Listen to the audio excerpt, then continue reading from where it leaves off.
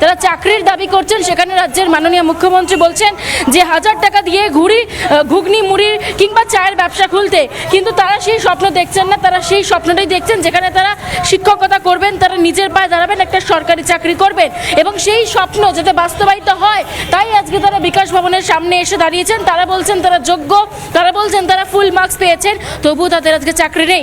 কোন যন্ত্রণা এই মুহূর্তে তাদেরকে গ্রাস করছে আমি একবার সরাসরি কথা বলার চেষ্টা করি। তারা লাগাতার আন্দোলন করছে, একে তো তারা শারীরিক লড়াই চালিয়ে চলেছে, তুমি বুঝতেই পারছো। তারা প্রত্যেকে, কারোর হাত নেই, কারোর পা নেই, বা কেউ কোনো দিক থেকে ডিসেবল রয়েছে। তাদের সাথে কথা বলি। দাদা, এখনো পর্যন্ত আমরা দেখতে পেয়েছি যে সরকারের তরফ থেকে আপনাদের সঙ্গে কথা হয়নি। এদিকে মমতা বন্দ্যোপাধ্যায় বলছেন যে 1000 টাকা নিন আর সেখানে চায়ের ব্যবসা বা মুড়ি ঘুগনির ব্যবসা খুলে বসতে। কিভাবে দেখছেন এগুলো?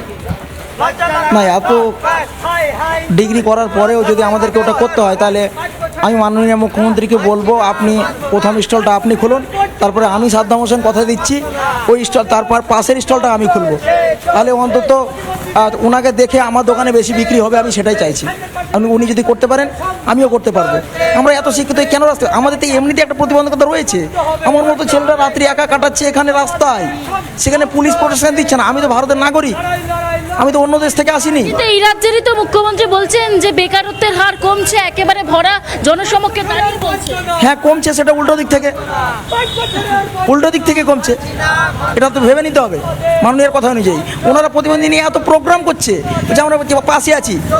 লক্ষ্মীর ভাণ্ডার তো 1200 টাকা করে দিচ্ছে, 1000 টাকায় কী হবে? আমরা তো ওটা চাইতে আসিনি, আমরা চাইছি আমাদের অধিকারটা ফিরিয়ে দিন।